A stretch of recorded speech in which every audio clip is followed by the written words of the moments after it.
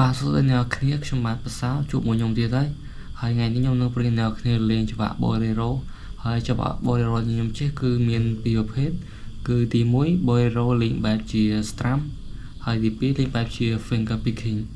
ហើយក្នុងវីដេអូនេះដែរខ្ញុំនឹងប្រៀនអ្នកគ្នាលេងបែប strum ហើយច្បាប់នេះដែរគឺយើងអាចលេងបទពីដើម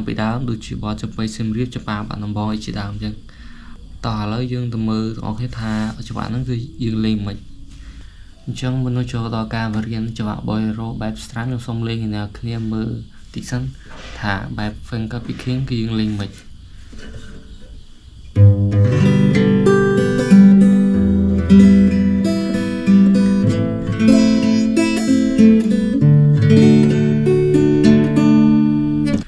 ច្បាប់ Bolero បែប finger picking គឺយើងលេងបែបហ្នឹងហើយក្នុងវីដេអូនេះខ្ញុំបញ្ជាក់សាមញ្ញគឺយើងលេងបែប strum ទេចាំវីដេអូក្រោយខ្ញុំនឹងបរៀនឲ្យលេងបែប finger picking អញ្ចឹងបែប strum តោះលេងតែអ្នកគ្នាមើល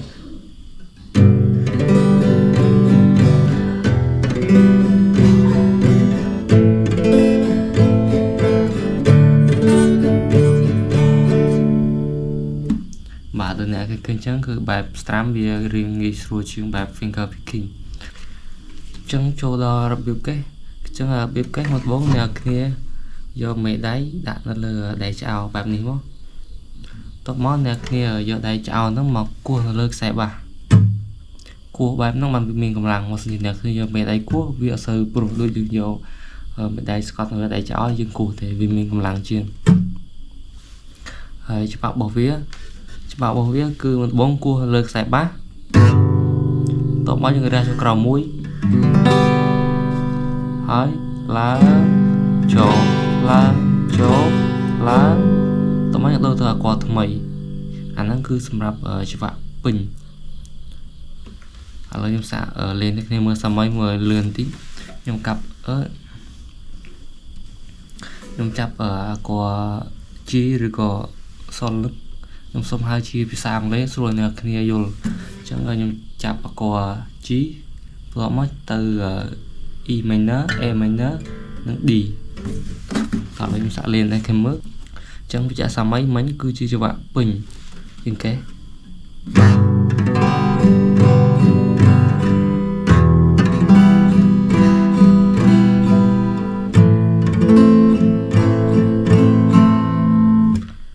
ឡូវយើងអ្នកគេមើលសម័យ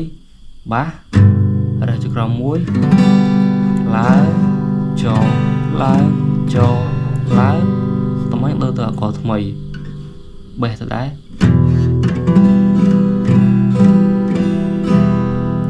បាចូលឡើងចូលឡើងចូលតោះឡើយខ្ញុំលេងគេមើលសម័យយឺត4អង្គទៅដែរមិញហ្នឹងមុនដំបូងបារះចុះក្រោមមួយតមកឡើងចូលឡើងចូលឡើងហើយយើងដូរទៅអាកថ្មី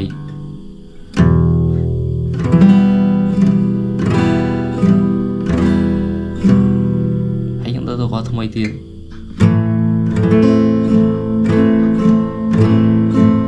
ចង់ច្បាក់ពេញមានតែប៉ុណ្្នឹងទេប៉ុន្តែខ្ញុំសូមលក់ត្រង់កន្លែងកេះខ្សែបាសបន្តិច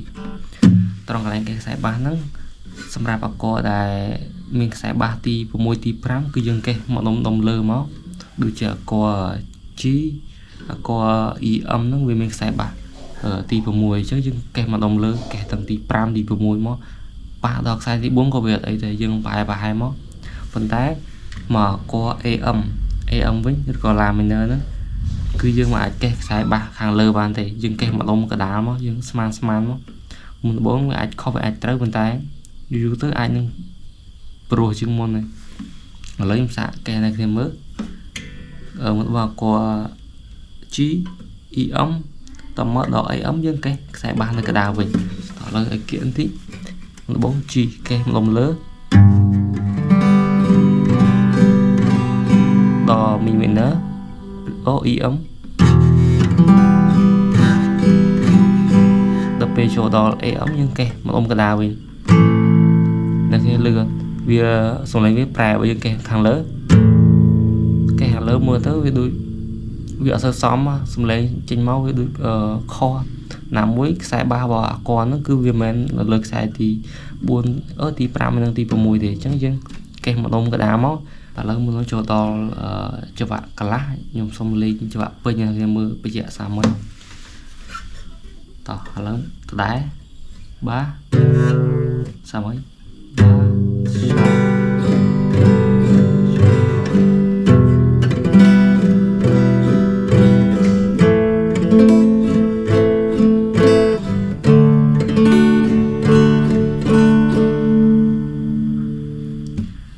បានដំបងមិនដូរฉันខ្ញុំសូមលាហើយលាទាំងអាឡ័យ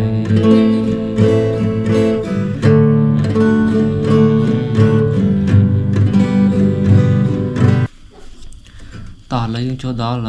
ចង្វាក់ bolero ស្ត្រាំបែបកន្លះអញ្ចឹងចង្វាក់កន្លះគឺវាស្រួលទេគឺដូចតែចង្វាក់ពេញទេឥឡូវខ្ញុំសាកយកចង្វាក់យកអាគ័រ G C ហើយ G វិញគឺយើងលេងបែបកន្លះតឥឡូវ G កន្លះបាសដដែលដូចតែចង្វាក់ពេញទេបន្ទាប់មកយើងរែកចក្រមមួយយឺតអាហ្នឹងគឺចង្វាក់កន្លះមានតែប៉ុណ្្នឹងទេបន្ទាប់មកដល់ទៅអក្សរថ្មីគ័រ C bass ចក្រមមួយប៉ុណ្្នឹងឯងអ្នកគ្នាឥឡូវខ្ញុំសាកលេងសាមីមើលអ្នកខ្ញុំមើលសាមីអូសុំទោសអ្នកគ្នាមិញខ្ញុំភ្លេចប្រាប់បន្ទាប់ពីយើងកេះ bass រះចក្រមមួយយើងបន្ថែមកតុយបន្តិចទៀតមកយើងដូរទៅអក្សរថ្មីមិនមែនយើងទៅអក្សរថ្មីភ្លាមទេយើងអត់ថែមកតុយអញ្ចឹងនៅពេលយើងដូរទៅអក្សរថ្មីវាធ្វើឲ្យស្ងាត់វាធ្វើឲ្យស្ដាប់ទៅវាដាច់វាអត់ជាប់គ្នាហើយណាមួយវាទុកអាការយើងដូរអាគ័រដែលនៅពេលដូរអក្សរលឿនអញ្ចឹងសាមីបារះចក្រមមួយឡើងលើបន្តិចហើយដូរទៅអក្សរថ្មី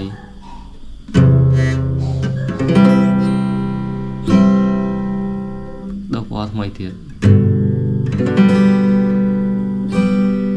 អាហ្នឹងគឺសម្រាប់កន្លះឥឡូវខ្ញុំសាកលេងណាខ្ញុំមើលលឿនតិច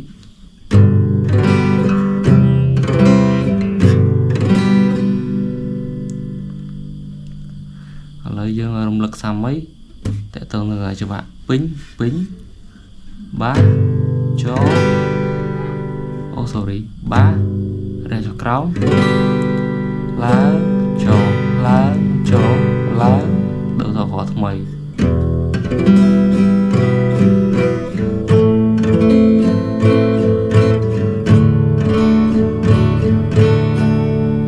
ឡូវខ្ញុំសាកយកអក្សរបត់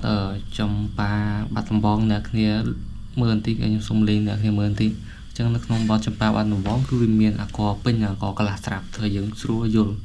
អញ្ចឹងមុនដំបូងមានអក្សរ G ពេញ E អឹមពេញ A អឹមពេញ D ពេញតោះមកយើងមក G ពេញវិញ E អឹមពេញបន្ទាប់មកចូលដល់ G កន្លះ C កន្លះហើយ G កន្លះវិញអ្នកគ្នាមើលអេក្រង់ទៅចាំសេមើលអញ្ចឹងឥឡូវសាកលេងមកជួយអ្នកគ្នាមើល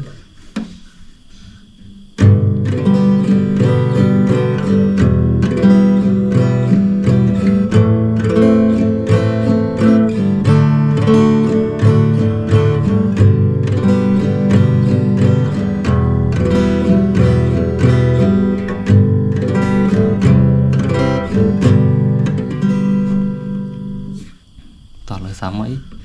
អូបានដំបងមិនដូរฉันខ្ញុំសូមលាហើយលាទាំងអាឡ័យ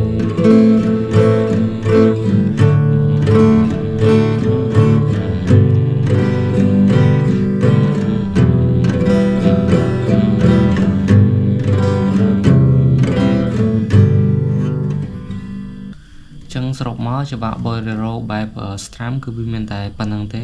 ហើយមកបញ្ចប់ខ្ញុំសូមបញ្ជាក់ចំណុចសំខាន់បន្តិចតើទៅនឹងការកេះខ្សែបាសដូចខ្ញុំនិយាយមិញអញ្ចឹងគឺសម្រាប់អាគ័រដែលមានខ្សែបាសទី5និងទី6គឺយើងគោះនៅម្ដុំលើនេះហើយសម្រាប់អាគ័រដែលមានខ្សែបាសនៅខ្សែទី3ទី4គឺយើងកេះនៅកណ្ដាល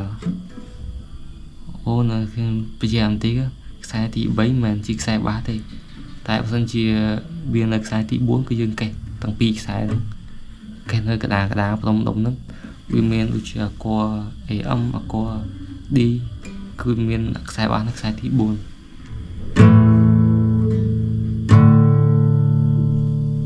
ចឹងអាហ្នឹងគឺជាចំណុចដែលសំខាន់